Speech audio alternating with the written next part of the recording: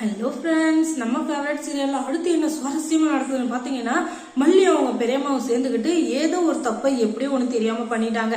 அது நல்லதுக்காகவும் இருக்கலாம், கேட்டதுக்காகவும் இருக்கலாம். ஆனா அவங்கள பொறுத்த வரைக்கும் அது நல்லதுதான். ஏன்னா மல்லிக்கு ஒரு நல்ல வாழ்க்கையை அமைச்சு தரதில் அவங்க பெரியம்மாவுக்கு ஒரு முக்கிய பங்கு இருக்கு. அதனால அந்த வேலையை அவங்க செஞ்சுட்டாங்க.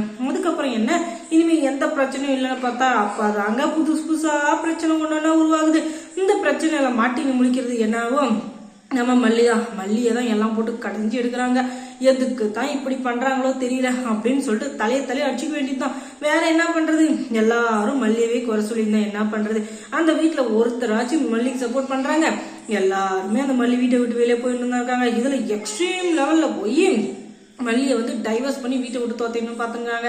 அதில் அவங்க அக்கா ராஜேஸ்வரி தான் ரொம்பவே எக்ஸைட்மெண்டா இருக்குது. அந்த இது நடக்கவே போறதில்ல அப்படின்றது அவங்களுக்கு தெரியுமோ தெரியாதோ தெரியல. ஆனா விஜய் அதை ஏத்துக்கவே மாட்டாரு. ஒரு கொஞ்ச நாள் வரைக்கும் அவங்க அக்கா சொல்றதாவே ஏத்துட்டு இருந்தாரு நம்ம விஜய். ஆனா கொஞ்ச நாளுக்கு அப்புறம் இந்த உலகத்திலேயே நம்ம வெண்பா மேலதான் பாசத்தை அள்ளி திணிச்சு வச்சிருக்கேன். வெண்பா ரொம்ப யாரை நேசிக்கிறான்னா மல்லியை தான். மல்லியவே நம்ம வீட்டை விட்டு துரத்திட்டா அதுக்கப்புறம் வெண்பா என்ன ஆவா, ஐயோ அதை நினைச்சு கூட பார்க்க முடியல. அதை நினைக்கிறப்ப தலைக்கு சுத்துது. அதனால நம்ம மல்லியை போய் வீட்டை விட்டு அனுப்பணும் அப்படின்னு சொல்லிட்டு பயங்கரமா யோசிக்கிறாரு. இதுக்கு மேலேயும் நம்ம மத்தவங்க பேச்சை கேட்டா அதுக்கப்புறம் மல்லிக்கு நம்ம துரோகம் பண்றோமோ இல்லையோ, வெண்பாக்கு பெரிய துரோகம் பண்றதா இருக்கும்.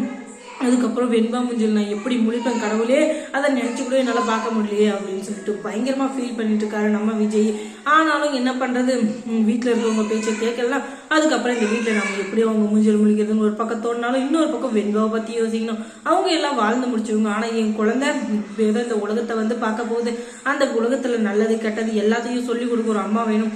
கண்டிப்பா ரஞ்சிதாவை அம்மாவை ஏத்துக்கவே மாட்டா. அதனால எப்படியாச்சும் நம்ம மல்லியை தான் இந்த வீட்டுல தக்க வச்சுக்கணும். அவ கூட பேசுறோமோ அவ கூட சேர்ந்து வாழ்றோமோ அது பெருசு இல்லை.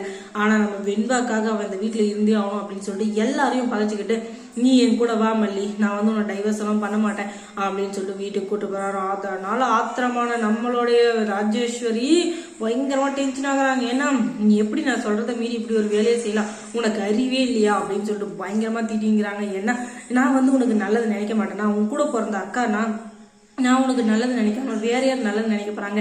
ஒழுங்கு மரியாதையை அவளை வீட்டை விட்டு அமிச்சிட்டு டைவர்ஸ் பண்ணி அமிச்சிட்டீங்கன்னா அதுக்கப்புறம் எல்லாரும் இந்த வீட்டுல சந்தோஷமா இருக்கலாம். இந்த வீட்டோட சந்தோஷம் மொத்தத்தையும் குழி தோண்டி புதைச்சவ அந்த மல்லி.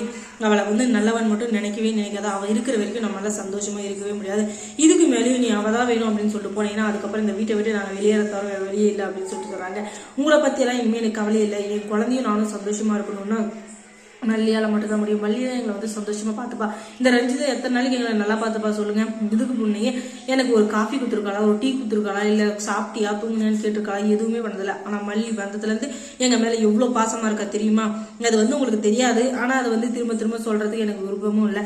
அதனால தயவு செஞ்சு அந்த டாபிக்கை விட்டுருங்க. எனக்கு இப்போதைக்கு என் பொண்ணுதான் முக்கியம், அந்த பொண்ணுக்கு மல்லி தான் முக்கியம். அதனால என் வாழ்க்கையை நான் மல்லிக்காகவும் வெண்பாக்காகவும் அர்ப்பணிக்கிறேன் அப்படின்னு சொல்லிட்டு முடிச்சு விட்டுறாரு. அதுக்கப்புறம் என்ன சுவாரஸ்யமா நடந்திருக்கும் அப்படின்னு தெரிஞ்சுக்கணும்னா நம்ம சேனலை சப்ஸ்கிரைப் பண்ணுங்க. அதோட பக்கத்துல இருக்க அந்த பெல் ஐக்கானை கொஞ்சம் கிளிக் பண்ணி விடுங்க. தொடர்ந்து இந்த சேனலுக்கு சப்போர்ட் கொடுங்க. தேங்க்ஸ் ஃபார் வாட்சிங்.